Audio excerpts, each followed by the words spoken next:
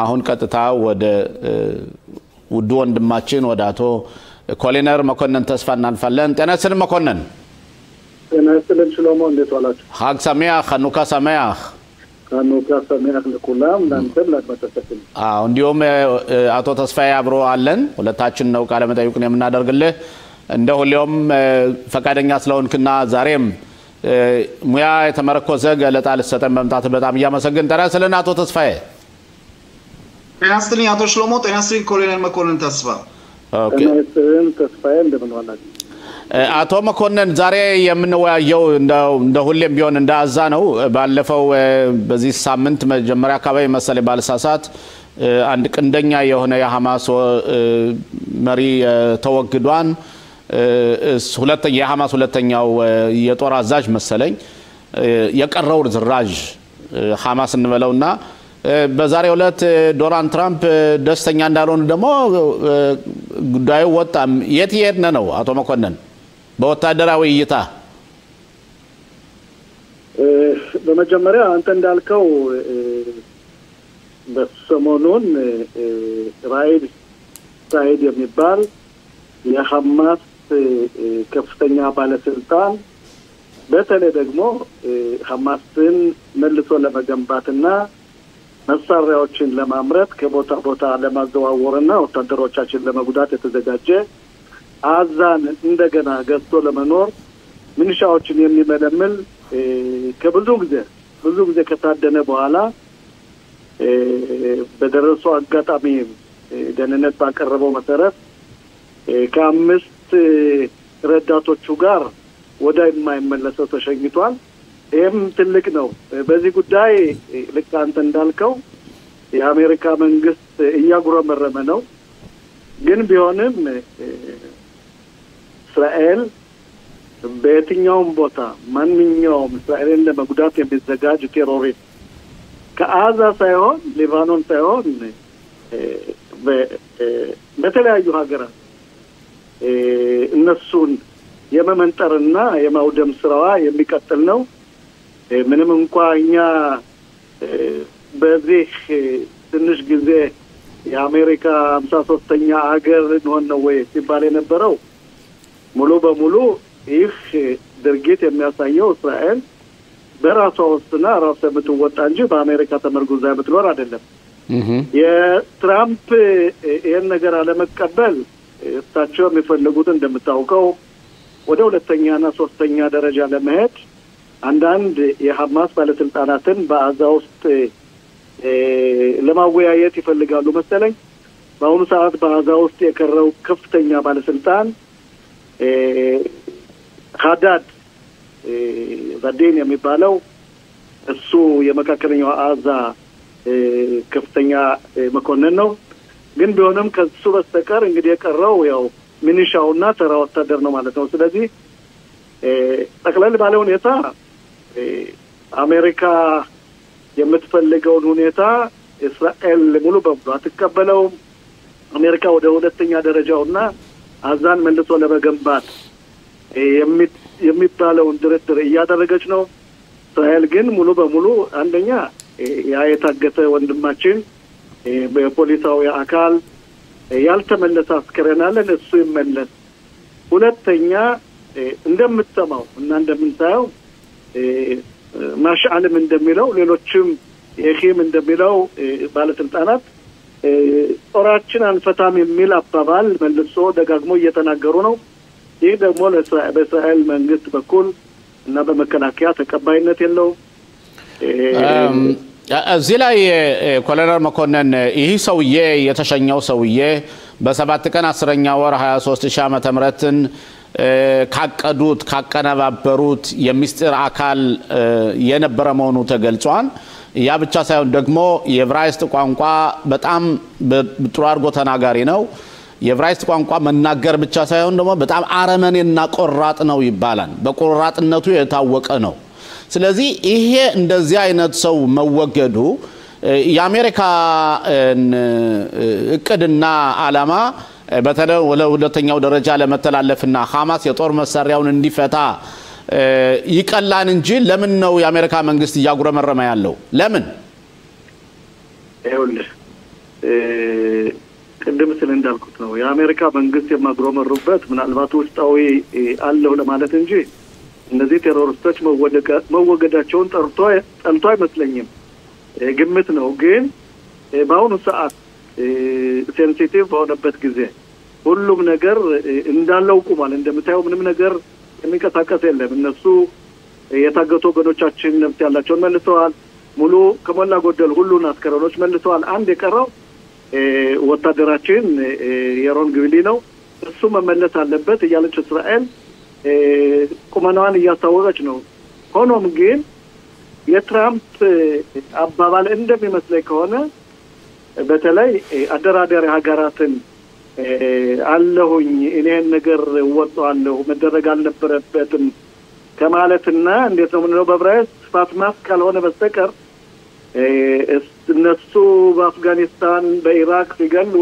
ማንም የጠየቃቸው የለም ያማ ለምን ቤንላደንን አሜሪካ ገደለች ስለዚህ ማንኛውም ቴሮሪስት የሞት ፍርድ የተፈረደበት ሁሉ ይሞታል እንደዚሁ ለምሳሌ በሌላ በኩል ታይ ግን በሂዝባላ በኩልና በሊባኖስ በኩል ቆረጥ ያለ አቋም ነው ያላቸው ሂዝባላን ማውደም አለብን ትጥቁን መፍታት አለበት ይያሉ በአዛ በኩል ይሄን የሚሉበት ሌላ ስውር ምክንያት ይኖራቸዋል ድሮ ግን እስራኤል ማንንም ከማንም ፍቃድ አትጠይቅም ለዋላው ሀገር ናት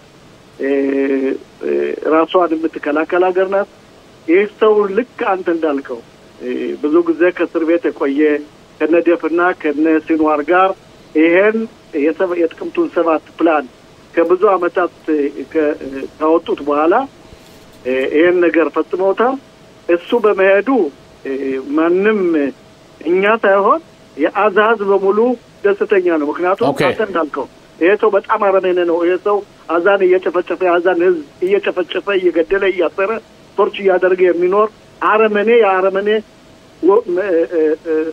እንጥላት ነው ስለዚህ እሱ መሄዱ ጥሩ ነው ሐማስን ያዳክመዋል በትክክል መልክ ሐማስን ያዳክመዋል ሌላው ደግሞ እኛ የምንፈልገው ሐማስ እነዚህ ሰዎች አዛን ገዝተው እንዳይኖሩ አለቃዎችን መመንጠር አለበት የሚቀረው ተራ ወታደርና ሚሊሻ ስለሆነ በቀላሉ በግራት ጋት የተቋቋመው ኮማንድ ፖስት ሐማስን ትጥቁን ለማስፈታት ብቃትና ጥራት ይኖራል ማለት እነዚህ አይረብሹም እንደቀረ ደግሞ አለ እሱም መወገድ አለበት ሌላው በአዛ ውስጥ በአሁኑ ሰዓት መከላከያ የሚያደርገው ድርጊት በተለይ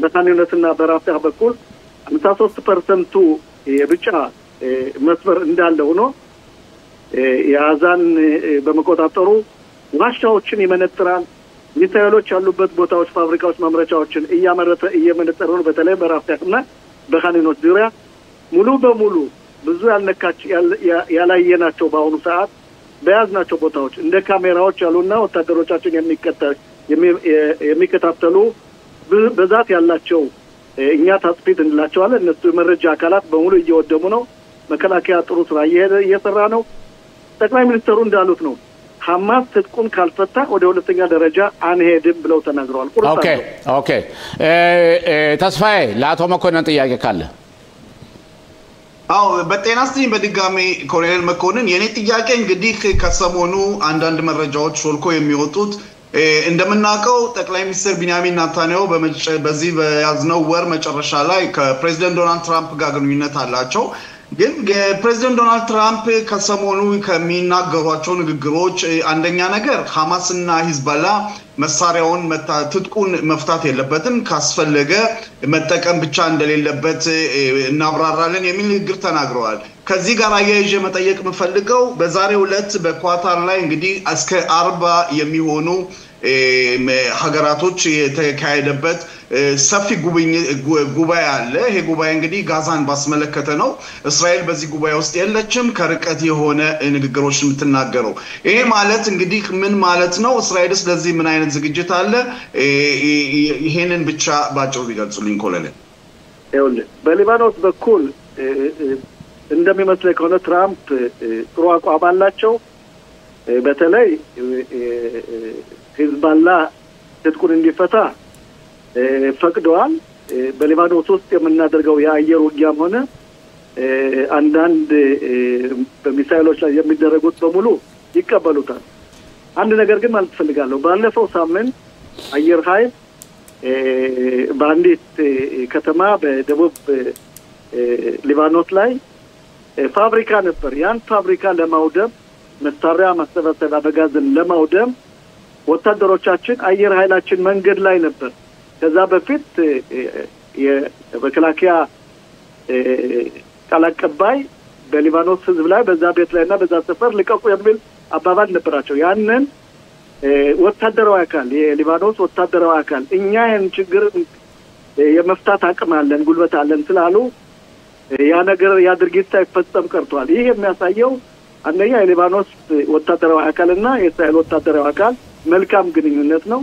ነገሮቹን ለነሱ ሰጥቶ መታገሱ ለኛ ይጠቅመናል እንጂ የሚጎዳን አይመስለኝም። ዞሮ ሊባኖስ በአሁኑ ሰዓት በእስራኤል ቁጥጥር ናት። ሂዝባላ እንዲሁ ዝም ብሎ ናይም ካሰም መደንፋት ካልሆነ በስተቀር ሂዝባላ የሊባኖስ ወታደር ካላስፈታው ድረስ ወደ ጦርነት የምንመለስበት ጊዜ ሩቅ አይሆንም የሚል አቋም ነው ያለን። ምክንያቱም በዛ በኩል ምንም አይነት አስጊ ነገር መፍጠር የለብንም። ቤተሰቦቻችን፣ ዘመዶቻችን፣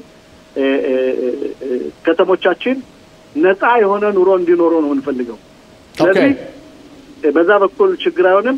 በአዛ በኩል ግን ይህ ስብሰባ ያለው ዋናው መልእክቱ አዛን እንዴት እንገንባት፣ ምን ያህል ገንዘብ እናውጣ፣ ማን ነው የሚያወጣው፣ ስንት ይፈጃል የሚል ስለሆነ በዛ በኩል እንግዲህ ጠቅላይ ሚኒስትሩ አንተ እንዳልከው በሚቀጥለው ሳምንት ወደ አሜሪካ ይሄዳሉ። ከትራምፕ ጋር ትልቅ ንትርክ ይኖራቸዋል። ምናልባት ይህ ሰው ካልተመለሰና ሁለተኛ ደረጃውን ከተጀመረ እኛ እዚህ ላይ ጥሩ አቋም መኖር አለበት። መጀመሪያ የታገተው ወገናችን ይመለስ አስከሬኑ። ከዛ በኋላ ሁለተኛ ሲገቡ ግን መሳሪያ ማስፈቷቸው ካልሆነ ዞሮ እኛም አዛን የማንለቅበትና ተመልሰን ጦርነት የምንገባበት ጊዜ ሩቅ አይሆንም ማለት ነው። ኦኬ ኮሎኔል መኮንን ተስፋ በርግጥ ጨምረን ደግመን ደጋግመን ብናዋይ ደስ ይለን ነበር፣ ግን የጊዜ ጥረት ስላለብን እዚህ ላይ ፕሮግራማችን እንጨርሳለን። አብረን ስለቆየና ስለሰጠህን ማብራሪያ በጣም ከፍተኛ ምስጋና እየሰጠው እንደገና በድጋሜ መልካም የመብራት በዓል ይሁንልህ እላለሁ። ላንተም ለቤተሰቦች አንድ ቃል ከፈቀድክልኝ መናገር ፈልጋለሁ። አንድ ቃል እሺ፣ 30 ሰከንድ እሺ። በዚህ ሳምንት በአውስትራሊያ ትልቅ ጉዳት ደርሷል። 15 ሰዎች ይሁዳውያን 28 ቆስለዋል። ይህ ድርጊት የመጣው በዓለም ላይ እንደምታየው ይሁዶችን ለመጥላት የተደረገውና ሞሳድ የምንለው ተቋም በእያንዳንዱ ሀገራት ማስጠንቀቂያ ሰጥቶ ነበር። ይሄን ባለመስራታቸው ግን የድርጊት ተፈጥሯል። እኛ ራሳችን መቋቋም አለብን። ሞሳድም ይሰራል።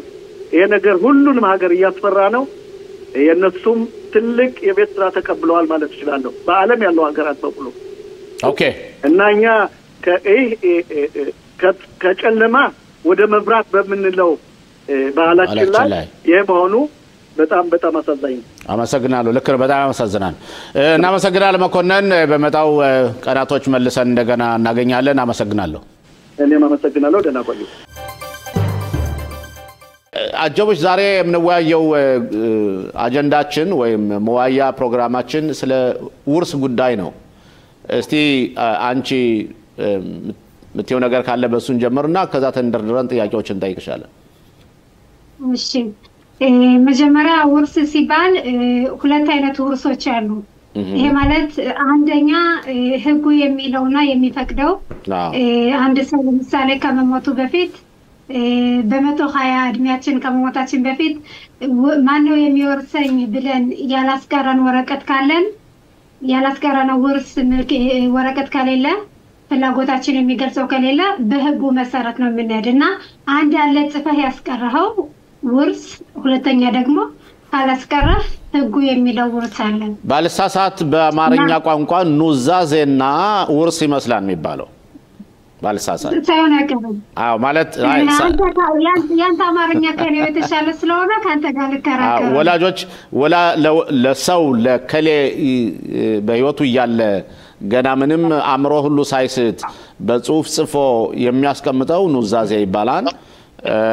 ግን ሌላው ግና አውቶማቲካሊ በአንድ ሰው ቤተሰብ ዛፍም ስላለው ልጅም ስላለው ቤተሰብ ስላለ የተፈጥሮ ወራሾች ደግሞ ጻብ ይሩሻ ወበጻብ እንደዛ ይባላል መሰለኝ በዕብራይስጥ ስለዚህ ካንቺ ቀጥ እሺ እና ኑዛዜ ነው ያልከው በአማርኛ የጻባ ማለት ነው ኑዛዜ ነው የሚባለው አዎ ኑዛዜ ኦኬ አንደኛ ኑዛዜ አለ ማናቸው ወራሶቼ እኔን የሚወርሱኝ ንብረቴ ምንድነው ምን ያክል ነውና ለወደ ማን ነው የሚሄደው የሚለውን ያንን በጽፈት አስቀራዋለ በብዙ አራት አይነት መንገዶች አሉ ይሄን የምታስቀርበት እና ይሄ በሌለ ጊዜ ዛቪየር ውሻ የሚባላል አሁን እንዳልከው ህጉ የሚያቀደው ማለት ነው ይሄ ነው ሁለተኛ ሁለት የሚባላሉ እንግዲህ ከዚህ በተረፈ ጥያቄ ካለ ደስ ይለኛል አሁን በተለይ የአማርኛ ቋንቋ ተናጋሪዎች እኛ ኢትዮጵያውያኖች በርግጥ ሁሉ ነገር ለነሱ አዲስ ባይሆንም አንዳንድ ነገሮች ትንሽ ኮምፕሊኬትድ የሚሆኑ ነገሮች ማስለው ያለ መስሎ ይታያል ከእስራኤል ሀገር ህግ የተነሳና አሁን አንቺ እስካሁን ድረስ ያየሻቸው ምሳሌዎች አድርገሽ የሰዎችን ስም ሳትጠቅሽ ብትነግሪን እና ሰዎች አሁን ዋናው ፕሮግራማችን ዛሬ አንቺ ጋር የምንወያየው ተመልካቾቻችን ከዚህ ትምህርት እንዲወስዱና ኑዛዜ በነገራችን ላይ ከኑዛዜና ከውርስ የተፈጥሮ ውርስ ኑዛዜ ነው የሚበልጠው የሚቀድመው በህጉ መሰረት እስራኤል ሀገር ህግ መሰረት እንደዛ መሰለኝ ይሄን ብታስረጅልኝ ደስ ይለኛል መጀመር ከመልሶቹ ሳንገባ በኑዛዜ ለምን ጥቅም እንዳለውና ማን ማድረግ ይችላል የሚለውን በጠቅስ ደስ ይለኛል ይሄ ማለት በተለይ ባበሻ በኩል ኑዛዜ ምናስቀረው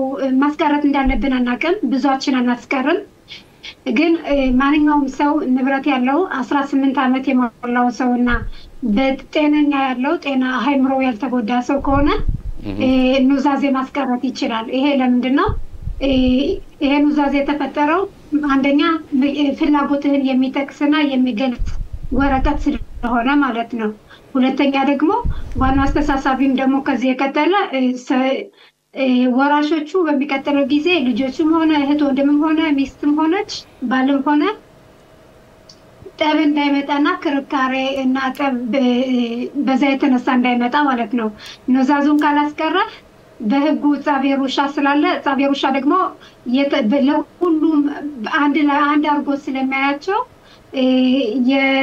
ያስቀሪውን ሐሳብና ፍላጎትና የሚጠቅሰውን የሱን ፍላጎት ምንም ስለማይገልጽ ብዙ ጠብ ይመጣል ይሄ ማለት ኑዛዜ በሌለ ጊዜ የህጉ ስለሚቀድም ባለጌ ግን ኑዛዜው ይተቀድማል እና በዛ ላይ ሐሳብህን ፍላጎትህን ዘርዝራ ስለምትናገር ትክክል አድርገህ ካሰራኸው በጠበቃ ማለት ነው ካሰራኸው ጽሁፉና በህግ መሰረት ከተሰራ ያኔ ይሰራና ጠብና ክርካሬ ይገለግላል ማለት ነው ለሚቀጥለው ጊዜ አሁን ለምንድነው ጠቃሚው ልዩነቱ ማለት ለምሳሌ ጻብ ቂዩም የሩሻም ጻባም ይባላል ማለት አንድ ሰው ኑዛዜ ጥሎ ከሆነ ኑዛዜው በኦሬክሊን አማካኝነት አድርጎ መጨረሻ ላይ ወደ ፍርድ ቤት መጽደቅ አለበት ማለትም ፍርድ ቤት ማጽደቅ አለበትና ላይጸድቅ የሚችልበት ምክንያት ሊኖር ይችላል ብዙ አሉ ጥሩ ጥያቄ ነው ብዙውን ጊዜ ፍርድ ቤት በዚህ በኑዛዜ አይነትና በጻቪየር ውሻ ብዙ የሚገጥመን ምንድነው ይሄ ኑዛዜ አንድ ሰው ለምሳሌ አንድ ሰው ኑዛዜ አስቀርቶ ያ ሰው ወደ እግዚአብሔር ሲሄድ ነፍሱን ሲሰጥ አይ ያልተቀበሉ ሰዎች ማለት ነው ንብረት ያልተቀበሉ ሰዎች አይ ይሄ ኑዛዜ ትክክል አይደለም ለምን አንድ ምክንያት ሰውየው ጤና አጥቶ ነበር ሃይምሮው ጥሩ አርጎ አይሰራም ነበር እና ያደረገው የልቡና የውነቱ አይደለም ሊል ይችላል ሁለተኛ ደግሞ አስገድደውት ሊሆን ይችላል አስገድደውት ይሄ አሁን ለምሳሌ አንድ ቤት ምሽፋት የቀረበ ጉዳይ ነበር አሰሪታው መታፈል ማለት ነው አሰሪታው ማለት ነው አሰሪታውን እንዲጽፍለት አድርጎ ያለ ፍላጎቱ አሰርቶበት ራሱ ወራሽ እንደሆነ አደረገ ለራሱ ሁለተኛ ደግሞ አንዳንድ ልጆች አሉ ወይም እናትን ወይም አባትን ቀረብ ብለው ከሌላ አስወጥተህ ለኔ ብቻ አውርሰኝ ብለው አሳምነው ለሱ ብቻ እንዲወርስ እሱ ብቻ ወራሽ እንዲሆን ያደረጉ ሁሉ አሉ። ለምሳሌ ያነ ቤት ምሽት ሲደርስ ፍርድ ቤት ሲደርስ ምንድነው ፈራጁ ሾፌቱ ምንድነው የሚያው ይሄ ነገር ከልቡ ነው ወይ የነበረ ይሄ ነገር ለማድረግ ችሎታና የመረዳት ችሎታና ፍላጎቱ እውነቱ ፍላጎቱ ነው ወይ ብሎ በተወሰኑ ፈተናዎች ይደርስበት ይችላል። ያ ባልሳሳት ደግሞ ያ ሰውዬ በሚያውቀው ቋንቋና በሚረዳው ቋንቋ ማለት ለምሳሌ አማርኛ ተናጋሪ ብቻ ሰው ከሆነ በዕብራይስጥ ከሆነ የሚጻፈው ጽሁፍ በዕብራይስጥ ከሆነ አማርኛ የሚያውቅ ሰው መጥቶ ለሰዎች ማስተርጎም አለበት። የተረጎመ መሆኑ ደግሞ ከዛ ላይ ማን አስተርጓሚ እንደነበረው መጻፍ አለበት መሰለኝ ባልሳሳት። ትክክል እውነት ነው። ሲጀመር ከሆነ የሚሻለው አማርኛ የሚያውቅ አበሻ ከሆነ አማርኛ ብቻ ሆነ ቋንቋ የምታወራው ሲጀመር አማርኛ የሚያወራ ጠበቃ ወሰድና እሱ እንዲያደርግልህ የሱን አገልግሎት ተጠቀም። ካልተቻለ ደግሞ አስተርጓሚ ከጥግህ እንዲኖር ታማኝ የምትለው ይሄ ደግሞ ሲሆን ወራሾቹ መሆን የለባቸውም፣ ቤተሰቦቹ እና ዘመዶቹ መሆን የለባቸውም። ለምን ሁሉ ነገር ሊያሳስቱና ሊቀያየሩት ስለሚችሉ ለነሱ ወደነሱ ገፋ ሊያደርጉ ስለሚችሉ 100% ፍላጎትህና በትክክል በጽኑ ቦና ያደረከው ነው ብለን ማመን ስለሚከብደን አስተርጓሚውም ሆነ ጠበቃውም ሆነ ዘመድ መሆን የለበትም ሲጀመር። ኤድ ደግሞ የሚባል አለ አይቶ ኬን እሱም ራሱ ዘመድና ወራሽ መሆን የለበትም።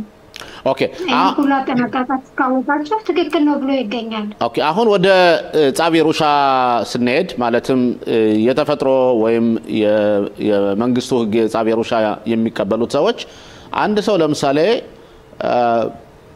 ሁለት ሚስት ከነበረው ከመጀመሪያ ሚስቱ ልጆች ካሉት አሁን ካለችው ሚስቶቹ ልጅ ካለው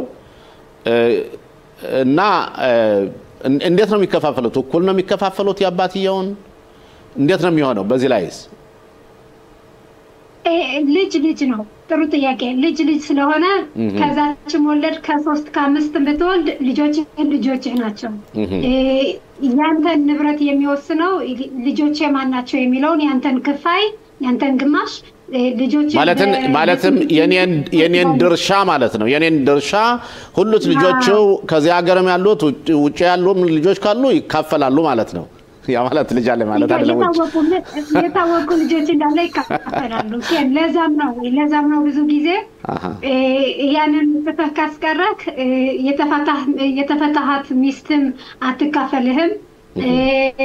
ጓደኛ አይነት ብላት አብረህ የምትኖርህም አትካፈልህም። ለዛ ነው ሁሉ ጊዜ ማናቸው ወራሾች ብለህ ግዴታ ማስቀመጥ ያለብህ። ለምን በህጉ መሰረት በጻብ የሩሻ ሚስትህም ልትካፈልህ ትችላለች።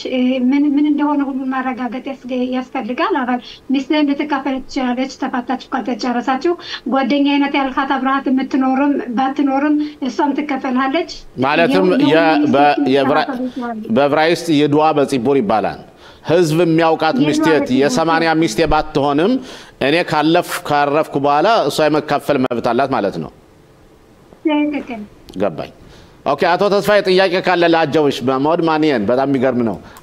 አቶ ተስፋዬ እንግዲህ ጠበቃ ጀውሽ በድጋሚ ሰላም ብያለው። እንግዲህ በሰፊው ተወያይታችሁበታል። ለኔ ያለኝ ጥያቄ በመጀመሪያ ተቀባይነት የሌለው ኑዛዜ አለ ወይ እንበል እንደመሰለኝ ከሆነ አሁን ኑዛዜ የግዴታ ከጠበቃ ጋር መሆን እንዳለበትና ከጠበቃ ጋር ካልሆነ ሌላ ኑዛዜ ያለ ጠበቃ ያለ ህግ ከሆነ ተቀባይነት አለው ወይ? ይሄንን ለአድማጮች ግልጽ እንዲሆን ነው። ሌላ ያልጠቀስነው ጥያቄ ካለ ለአድማጮች ለተመልካቾች ይጠቅማል የምትዩን አንቺ ጨምሪበት። እኔ ጥያቄ ይኖረኛል መጀመሪያ ሷ ተመልስና እሺ ቆይ ልመልስ። የተስፋዬ ጥያቄ ጥሩ ነው ጥያቄ ተስፋዬ። እና የጠበቃ ኑዛዜ ውስጥ ሌላ ምርጫዎች አሉ። ሌላ 3 ተጨማሪ ምርጫዎች አሉ። አንደኛው ምን ይላል? በቃልህ የምትናገረው ነገር በቃልህ ለምሳሌ ይሄ መቼ ነው የሚልም ፍተና አለው። መቼ ነው በቃልህ የምትናገረው ንዛዜ የሚጠቅመው?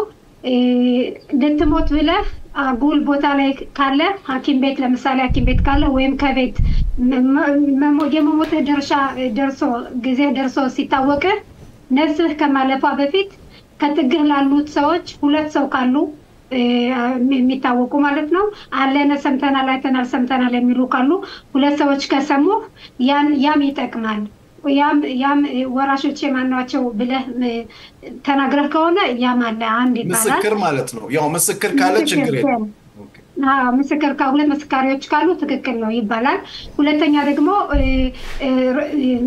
መፍደት መምሻላ ለምሳሌ ቢትዋህ ሎሚ መቼም ሾፌት አፑትሮፕሱት የሆኑ ሰራተኛዎች የመዲና ሰራተኛዎች አገልግሎት የሚሰጡ አሉ ሚስራዶች ከነሱ ፊት ከነሱ ሄደህ ይሄ ነው የምፈልግ ካልክ ያም ይቻላል እና ሶስተኛው አራተኛው ደግሞ በጽሁፍ ነው ጽፈህ ካስቀረህ እንደዚህ እንደተበጣ ማለት ነው አስቀረህ ማለት ነው እና ብዙ አይነት ምክንያቶች አሉ ዋናው ማወቅ ያለብን ለእያንዳንዱ መንገድ ፈተናዎችና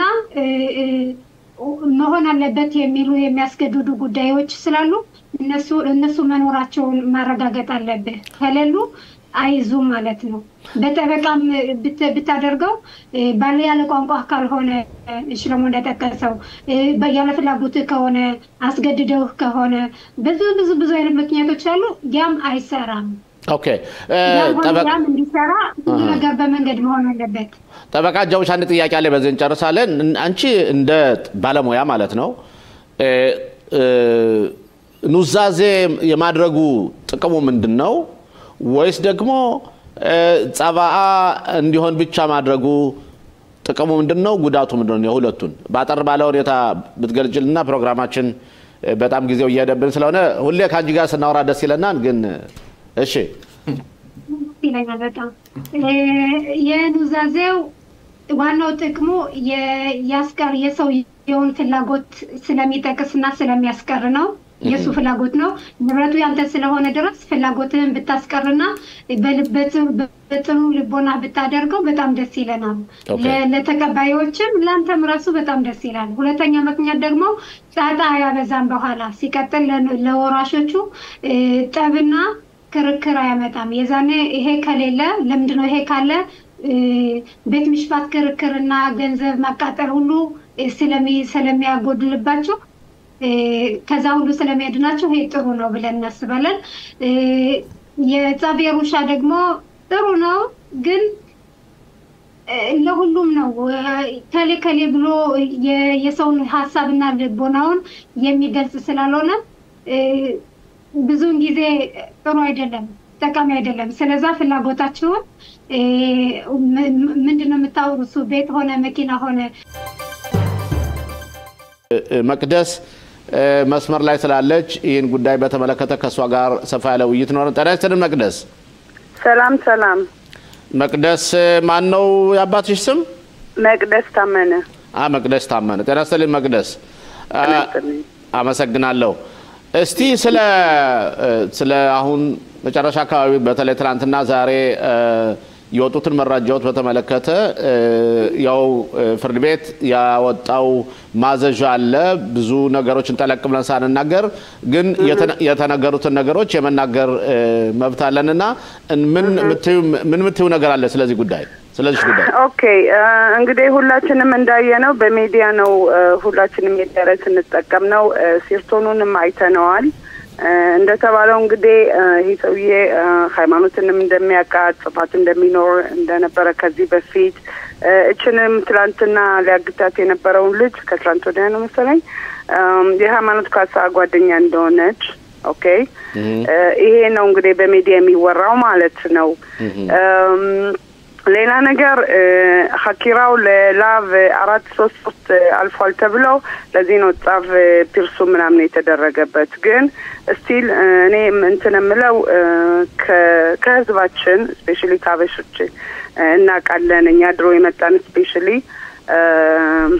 አበባ ተስፋይና የሃይማኖት አባት ቫንጂ አዲስ ናቸው ለዚህ ሀገር ገቢዎች በማውኖ ሊሞና ነው ሃይማኖት ካሳይት የታገተችው ስለዚህ እንደ አንድ ኢትዮጵያኖች እኛ ሁላችንም እዚህ ሀገር የምንኖር እናውቃለን ሲስተሙ እንኳን ኢቫይስት ችለን በደንብ ለማይችሉት ግራ ነው የሚያጋባው እና ፕሊዝ ማለት የሃይማኖት ካሳ የሁላችንም ልጅ ናት ሲቻል የነጮችም ልጅ ናት ሁሉም አጽቡራ እስራኤሊ ሁሉም የፈረንጆችም ህዝብ እስራኤላዊ ከኛ ጋር ጎናችን ቆመው የሃይማኖት ካሳ ድምጽ ነው ሊያስመልሳት ግድ ይለዋል ግን ስፔሻሊ እኛ አበሾች 150 መልፍ አለን ግድ ይለናል ማለት እኔም ራሴ ልጅ አለችኝ 10 አመት ልጅ የኔን ልጅ እንደዚህ ብትወሰድ የራሴ ኪላ ዝም እንዲለኝ አልፈልግም ነበር እግዚአብሔር ይስጣቸው የሚመጡ ሰዎች አሉ እኛ በማታይዚት ነድቡት እንሰራ አሉ ደግ ጠይሬም ትላልቅም ሰዎች አሰፋ ካንዴም 2-3 በተለያየ ከተማ አኻሮን ራምሌ ነበረ ተደርገው ትሩማ ሰተው ይሰባሰባሉ ግን ከዚህ በላይ ያስፈልጋል በየከተማው ማስናሲም የሚሰሩ ብዙ ኢትዮጵያኖች አሉ ኦርዴት ሶሻሊዮት አንሸኺኑህ አስባራ ጻማናሽት የሚሰሩ አሉ እና እኔን ከጠየቀኝ መቅደስ በግሌ ሞር የኛ ኪላ ኢትዮጵያ እስራኤልም ሞር ወስደው ይሄንን አኽራዩት በየከተማው ኤፍሬም 30 አናሺም በካል ጠይሬም መቡጋሪም ቢሆንም አሳም ያስወጣን እንደ ምሽፓኻት ኸቱፊም አንድ ሆነን ለሃይማኖት ካሳ ድምጽ ሆነን እችልጅ ይሄ መንግስት የት እንደጠፋች ፖሊስም ሆነ አሜንሻላው እችልጅ ይመልስልን ልጃችንን ሃይማኖት ካሳ አሁን ማግደስ እስከ ታወቀው ድረስ ይሄ ሰውዬ መርካዝ ክልታ ሲኖር የነበረ ሰውዬ ነው የትራንት ነው ሰውዬ ማለት ነው አዎ ቤተሰቦችንም ያቃቸዋል እቺ ልጅ ደግሞ የሃይማኖት ጓደኛ ናት አዎ እንደሱ ነው የሚባለው እና ሴትዮቹንም እንደሚያውቃትና ሴትዮቹ ደግሞ በዋትስአፕ በቃል ድምጽ የተናገረችው ሃይማኖት ካሳውንም ሊያጠፋት የቻለው ይሄ ሰውዬ ነው በየገምታለው የሚል ሰምተናን ምን ያህል ይህን ጉዳይ በቤተሰብ ደረጃም እናንተ ጉዳዩን እየተከታተላችሁ ያላችሁት እንደ ትኩረት ሰጣችሁታል አዎ አንተ እንዳልከው እኔም እዚህ ሬሽቱ ላይ ቲክቶክ ላይ ብዙ ጊዜ ስለ ሃይማኖት ካሳ በአማርኛ በእንግሊዝኛ በዕብራይስጥ አወራለሁና በላይቭ እኔም ሰምቻለሁ ይሄንን አክላታ እንደምትል ትጠራጠራለች ወገኖች ይርዱኝ ምናም ብላ እሷ ያለችውን ዋትስአፕ ላይ ቲክቶክ ላይ ተበትነው ሰምቻለሁ እና እንግዲህ ሴትዮዋ ካለች የምትለውን ታውቃለች ስፔሻሊ ጽፋት እዛ የሚኖር ሰው ከነበረ እዛው መርካዝ ክሊታ የሚያውቃቸው ከሆነ እንግዲህ ይሄም ሁሉ ሚስተራት እስራኤል ኢናፍ እንትን ሜዳ አላት ብዬ አምናለሁ ይሄም ሁሉ ቲክቶክ ማለት አንድ አመት ከ10 ወር ብዙ ማን ያልነበረውም ኦኬ እኛ ሚትነድቢም ብዙ ሜዳ አልተሰጠንም አፍሳብ ይሄ ሜዳ አላቸው ይሄን ሰውዬ በደንብ ወስደው ሀኪራ አርገው ኪሎ ኸባታው ኸኻሁን የፖሊስ የጥፋት ፖሊስና ኃላፊዎች መፈከያ ያለው ይሄን ነገር ወስደው ለሐቆር ከሞሽ ተሪኽና ሃይማኖት ካሳ ማላ በጎራላ ማን ነው ያዘው የሚለው ይመልሳል ሌላው በቤተሰብ ደረጃ ሰውየውን የሚተዋወቁ ከሆነ ሰውየውና ቤተሰቦቹ የሚተዋወቁ ከሆነ እኔውም እንደሰማሁት ከሆነ መርካዝ ክሊታውን በሚለቅቅበት ጊዜ ቤተሰቦች እንደሸኙት ነው ሲባርገው ማለት ነው እና ቤተሰቦችን ሃይማኖትንም በደንብ ያቃቸዋል ማለት ነው ይሰውዬ ይባላል እንግዲህ እኔ ይሄንን ነገር እንዳንተ ነው የሰማሁት ማለት ነው ይባላል ሞር ከአባትና ከእናቷ ስላልሰማው ሮን የሆነ ኢንፎርሜሽን እዚህ ጋር መስጠት አልችልም ግን አንተ እንደሰማኸው እኔም ሰምቻለሁ እንደሚያውቁት ሰውየውን በደንብ በመርካዝ ክሊታ አብረው ሲኖሩ እንደሸኙት ምናምን እኔም ሰምቻለሁ እና በነገራችን ላይ ምርመራ ፖሊስ በሚያደርግበት ጊዜ ጽፋት ከነበሩ ቤተሰቦች ተጠርጣሪ ሰዎች ተይዘው ተመርምረዋን የታሰራል ነበረ በጊዜው በዛን አሁንስ ሰሞኑን ትላንትና በወጣው መረጃ ማን ነው አሁን የተያዘ ያለ ሰውየው እንደተያዘ ሰምቻለሁ ከሱ ውጭ ተጨማሪ የተያዘ ሰው አለ እኔ ከመቆንደስ እኔ ተያዘ ስንል ለምርመራ ማለታችን ነው ሰውየው ወንጀለኛ ነው ማለት ለምርመራ እኮ ለጥያቄ ከንከን ገብቶኛል አይ ለጥያቄ እንዳይተያዘ እኔ ማቀው ነገር የለም ማላቀው ነገር መናገር አልፈልግም ግን ማቀው ይሄኛ ዋናው ሰውየው በካሜራ የተያዘው በጽሉም በጎረቤቱ ካሜራ እንትን እሱ እንደ ለሐኪራ እንደተወሰደ ይልቀቁ ሌላ ተጨማሪ ሰው እንዳለ አላውቅም ኦኬ አሁን መቅደስ ታመነ አሁናቺ የምትዩ የሃይማኖትን ጉዳይ መፍትሄ ለመስጠት ካስፈለገ የሷ ጉዳይ በቤተሰቦች ብቻና በዘመዱ አዝማዶቿ ብቻ ሳይሆን መያዝ ያለበት ማህበረሰቡ በሙሉ መያዝ አለበት ስብሰባ መደረግ አለበት ጥረት መደረግ አለበት ሰላማዊ ሰልፍ መደረግ አለበት ያላችሁ ነውና ይህን በተመለከተ ነው ጥሪ የምታደርጊው አንቺ አሁን አዎ እኔ በጣም ጥሪ የማረጋው በጣም እውነቴን ነው እነዚህ ሰዎች ስንት አመት ኢትዮጵያ ውስጥ ተጠብቀው እናትና አባቷ ጋሻንት አባ ፋንታይና ባንጂ ሰው ሲመጡ እዚህ ሀገር በዛው መልካት ክሪስታን ላይ ነው ልጃቸው የታገተችባቸው ማለት ነው እና አሁን ግድ ይለናል ነገ በእኛም ልጆች ነው እቺ ልጅ እኮ ያበሻ ልጅ ባትሆን እስካሁን የዘርነት ነገር ባይሆን ሎንግ ታይም አጎ ተመልሳ ነበር ወይ አስከናዚ ልጅ ብትሆን ወይ ሚዝራኻኒ ቲክሾሮቱን በጣም ቢዚ ሆኖ በዚህ ተመለስ ነበር ኦኬ እኛና እኔ ሆሸበት ኦብቪየስ አርገው ይወስዱናልና እዚህ ላይ ደግሞ የራሳችን ማህበረሰብ እንችላለን እኮ እኛ ቤት እስራኤሎች ስንፈልግ ስንት ሰልፎች አውጥተናል ከሽናቲሽን በሼሽ ጀምሮ እናቃለን ብዙ ነገርና እዚህ ላይ ችላ እንበል ብዙ ሰልፍ ወተን ስንት ወንድሞቻችን ተገለውብን ታስረውብን እናቃለን ለዚህ ይሆናል ሰውም ምናምን ስትለው ሜቢ ኡሎት ግን ግድ ይለናል ማለት ዛሬ በሃይማኖት ካሳ እንደዚህ ጠፍታ ዝም ካለ ነገ ደግሞ በራሳችን ልጅ ነው የሚሆነው ኦኬ ስለዚህ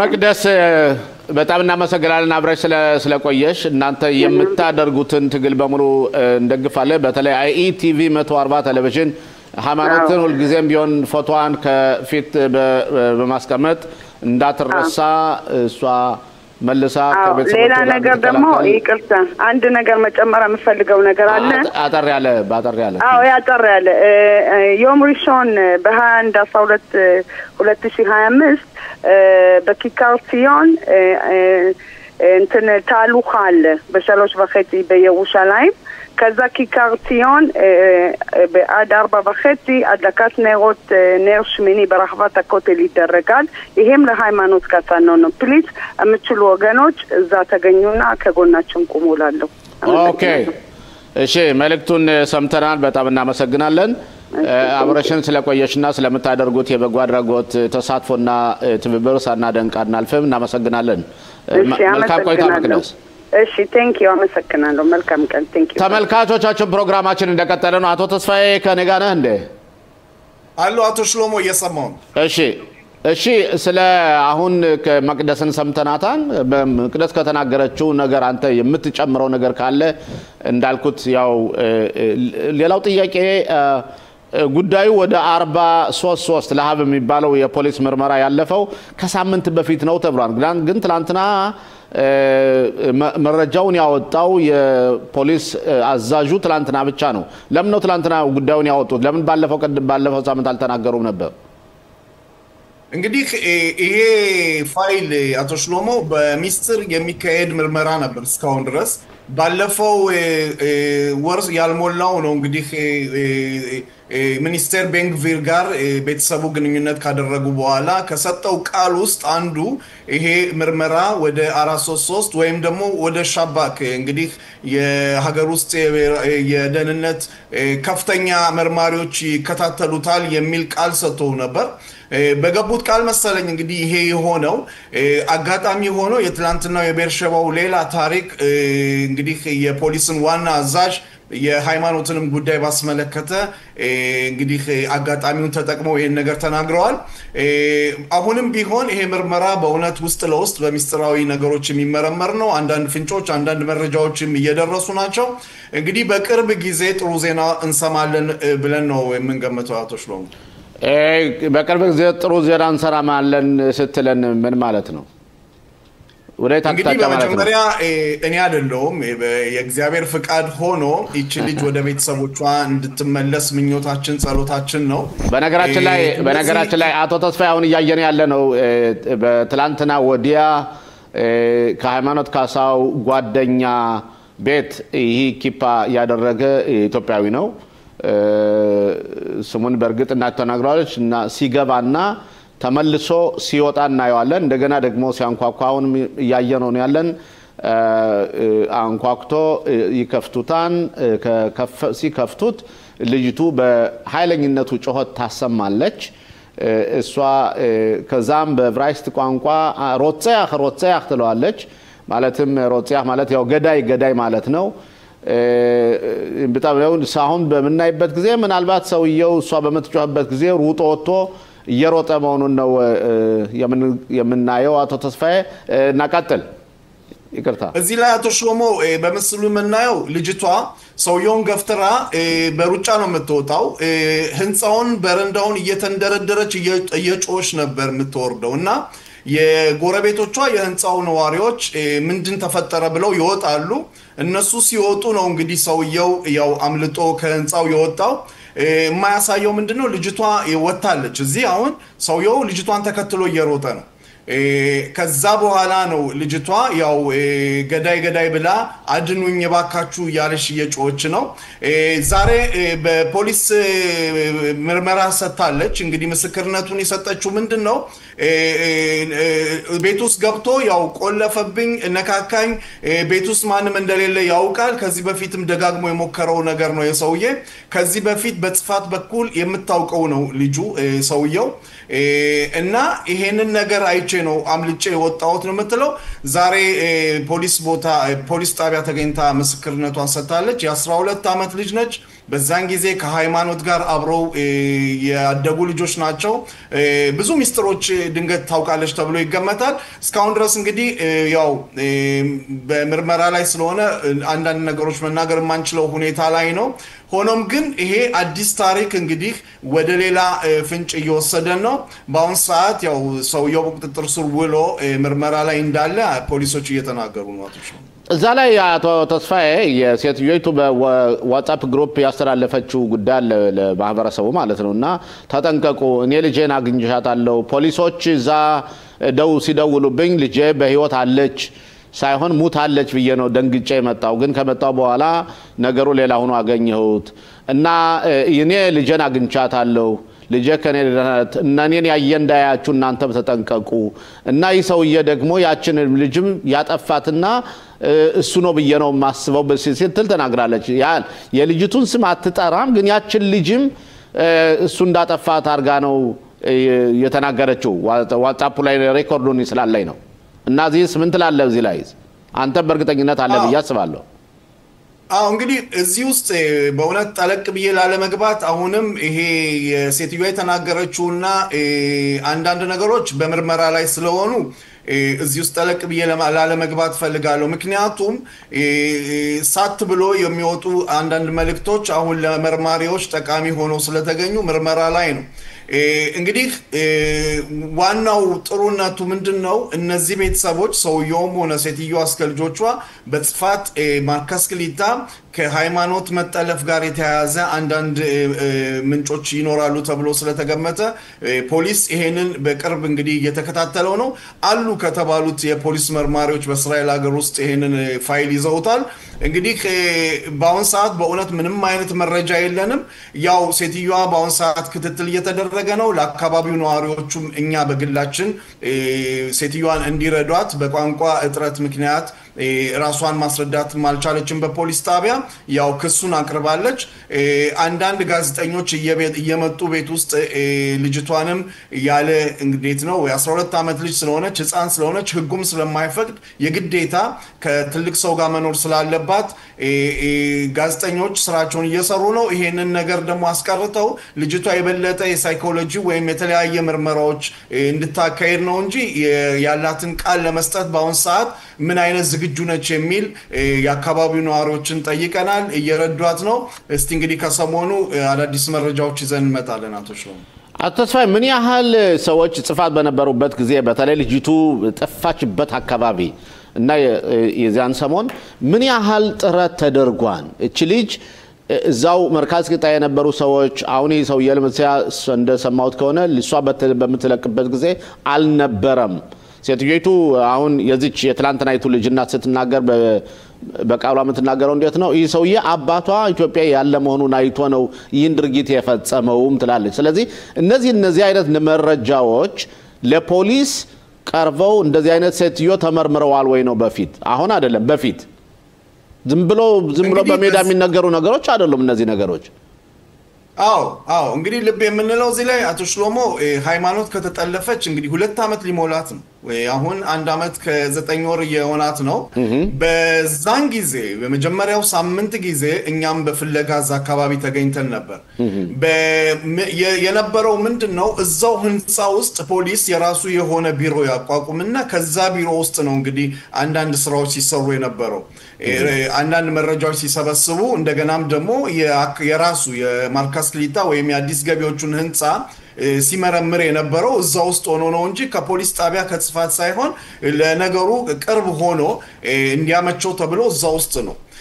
እኛ ገብተን በጠየቅን ጊዜ በዛን ጊዜ በእውነት ፖሊስ ስራውን እየሰራ ነው እየተባለ ያው በመስኖ ወጥቶ ፍለጋውን የሚያካሂዱ ብዛት የነበራቸው በጎ አድራጎት ሰዎች መጥተው ፍለጋውን ቀጥለዋል። ፖሊስም የራሱን የሆነ መሳሪያዎች ተጠቅም ያለው ነው የሚለው። በዛን ጊዜ የውሻ ወይም ደግሞ የፈረስ ግልቢያ የተለያዩ የራሱ የሆነ ልዩ ኮሚቴዎች ይዞ ወጥቷል። እንግዲህ በቂ ነው አይደለም የሚለው በአሁን ሰዓት ይሄ ነው እንግዲህ ይሄን ያህል አመት እንዴት ይሄን ያህል ጊዜ እንዴት ወሰደ ነው። ስለዚህም ነው ባለፈው 2 ሳምንታት የሃይማኖት ቤተሰቦች የግዴታ የፖሊስ ዋናው ሚኒስትሩን ማግኘት አለብን፣ ይሄ ነገር የበለጠ እንቅስቃሴ መደረግ አለበት፣ እንደውም ከተቻለ ሻባክ እዚህ ጉዳይ ላይ መግባት አለበት በሚል ሁኔታ ያው ሊገናኙ ችለዋል። ከተገናኙ በኋላ ነው እስካሁን ድረስ በእውነት ያልተደረጉ እንቅስቃሴዎች እየተደረጉ ያሉት። እንግዲህ ሁላችንም እንደምናውቀው ሽሎሞ ያለንበት አመት የምርጫም ዘመን ስለሆነ ይሄንን ተጠቅመን ብዙ ነገሮች እንቅስቃሴዎች እያደረግን ነው። ዋናው ሃይማኖት መመለስ ዋናው፣ ፖለቲከኞች የራሳቸው መንገድ እንግዲህ ይወስናሉ ማለት ነው። ፋሲል ተመልሷል። ጤና ይስጥልኝ እንደገና ፋሲል። እኔ እንኳን ሽሎሞ ትንሽ ታሪክም ወደ ኋላ ተንተረስ ብዬ ለመናገርና ከዛ ምን ይመጣል ወደፊት የሚለው ጥያቄ ለመመለስ ነው የሞከርኩት። አሁን ያለው ተጨባጭ ሁኔታ ብቻ አይደለም። ሽሎሞ አንተም ታውቃለህ አሁን ያለንበት ሁኔታ በፊት የነበርንበት ሁኔታ ጋር ፍጹም ተመሳሳይነት የለውም። ጥቅምት 7 ብዙ ነገሮች ለውጠዋል። የእስልምና አክራሪን እምነት የፊት ገጽታዎች አጋልጠዋል። ሁላችንም እንደምናውቀው በታሪክ እስልምና እምነት ኢራን ብቻ አይደለም፣ እስልምና እምነት ፓኪስታን ብቻ አይደለም፣ እስልምና እምነት ሳውዲ አረቢያ ብቻ አይደለም። እስልምና እምነት በአጠቃላይ ሁኔታ በሁሉም ዘንድ ያለው በጉልበት በኃይል በሰይፍ ሃይማኖት መቀየር ነው። በግራኝ መሐመድ ጊዜም ኢትዮጵያን ተመልክተናል። እምነቱ በዚህ ላይ የተመረኮዘ ነው። በተለይ አሁን ያለው ተጨባጭ ሁኔታ የምዕራብ ሀገሮች መዳከም፣ የምዕራብ ሀገር ዲሞክራሲ መዳከምና የእስልምና ኃይሎች በአውሮፓ ምድር መጠናከር የበለጠ ኃይል ሰጥቶታል። ስለዚህ በተቻለ መጠን ኃይሉን ለማስፋት ለማጠናከር ከፍተኛ ጥረት ከማድረግ ወደ ኋላ አይልም። ይህ የተጀመረው የሽብር ፈጠራ ድርጊት የአውስትራሊያ ብቻ የሽብር ፈጠራ ድርጊት አይደለም፣ ወይም የአውስትራሊያ መንግስት ብቻ። እርግጥ መንግስቱ ማድረግ ያለበትን ሁኔታ ብዙ ነገሮች መከታተልና መክታት ይችላል ነበር፣ ግን በአውስትራሊያ መንግስት ላይ ብቻ የተመሰረተ አይደለም። ግን አቶ ፋሲል በመናይበት ጊዜ አውስትራሊያን በተመለከተ 1300 የሆኑ ጸረ እስራኤል ስራዎች በዚህ 1 አመት ውስጥ ታይተዋል። ቤተ ክህነቶችን ማቃጠል፣ ቤተ ክህነቶች ላይ መጥፋት፣ የይሁዲስን ማጥፋት፣ የእስራኤልን ማጥፋት 1300 እንደዚህ አይነት ነገሮች እየታዩ ነው ተብሎ ደግሞ ተደጋግሞ ያ ብቻ ሳይሆን እንዲያውም የክነሰት አባል ሮትማንን አውስትራሊያ ሊመጣ ብሎ እሱ ሁሉ እንዲያወሩ ታግዶ ይሄን ሁሉ ተዚህኛ በመድረካችን በዚህ አይቲቪ ዘግበን ነበርና የአውስትራሊያ መንግስት በቂ ጥረት አድርጓል ወይ ነው አቶ ፋሲል? እኔ እንደማስበው ይሄ አላደረገም። ይሄ ቆጥ ጥያቄ አይደለም። በፍጹም የአውስትራሊያ መንግስት ምንም ጥረት ያደረገው ነገር የለም። የአውስትራሊያ መንግስት በአሁኑ ወቅት ለዘባ ያለ አቋምን በአለም ዙሪያ ከያዙ መንግስቶች አንዱ ነው። እንደ ፈረንሳይ መንግስት ነው፣ እንደ እንግሊዝ መንግስት ነው። ሁላችንም እናውቃለን። የሚከተሉት አመለካከት አንድ ነው። የሌበር ፓርቲ ተወካዮች ናቸው። የአውስትራሊያ ምን እንኳን አህጉሩ ትልቅ ቢሆንም አሰራሩና ልምዱ ከእንግሊዝ ጋር የተያያዘ ነው። እንግሊዝ ግዛት የነበረ ሀገር ነው። የእንግሊዝ መርሆ ያለበት ሀገር ነው። ስለዚህ የአውስትራሊያ መንግስት በጣም ሳስቷል፣ በትልቅነት ሳስቷል። ነገር ግን እኔ የምለው የአውስትራሊያ መንግስት መሳሳቱ ብቻ አይደለም ጣጣችን የሚሆነው እኛን ማለት የምንጎዳው። ሁለተኛ ነገር ይሁዳውያንና እስራኤላውያን የሚባለው ነገር ነው። እስራኤላውያንና ይሁዳውያን የተለያየ ነው። እስራኤላውያን ማለት የእስራኤል ዜጎች የሆኑ በእስራኤል ክልል የሚኖሩ በዜግነት የእስራኤል ፓስፖርትና መታወቂያ ወረቀት ያላቸው ነው። ይሁዳውያን በዓለም ዙሪያ በአሜሪካም ጭምር በፈረንሳይም ጭምር በእንግሊዝም ጭምር በአፍጋኒስታንም ጭምር የሚኖሩ ናቸው። የዛ የሚኖሩበት አገር ዜጎች ናቸው። ስለዚህ ይህን መለያየት ያስፈልጋል።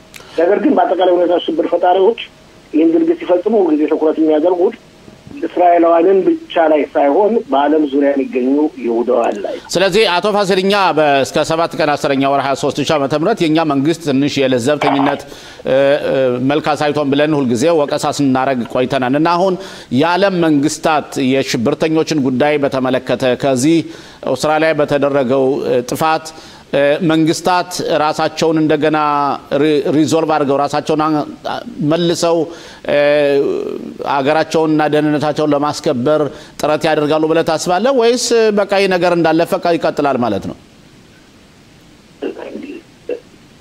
ጥሩ ጥያቄ ነው ሽሎሞ። ይቀጥላል ብለው እጅና እግራቸውን አጣጥፈው ከተቀመጡ መጥፊያቸው ነው፣ ልክ ትራምፕ እንዳሉት።